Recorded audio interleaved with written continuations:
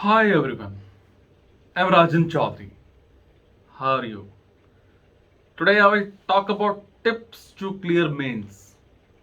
Friends, writing their mains, few last minute tips. Number one, essay.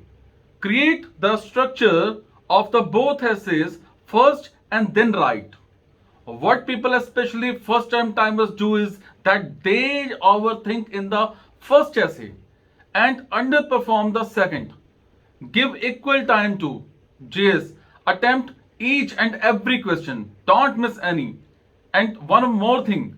Start from the 11th question and complete the 15 markers first. Then 1 to 10th.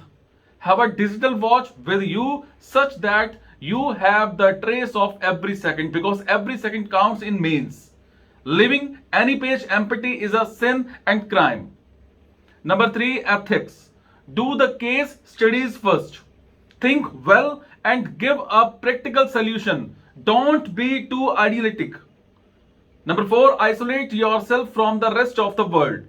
I know most of you would have stopped using any social media. Continue with that. Is it? Thank you so much.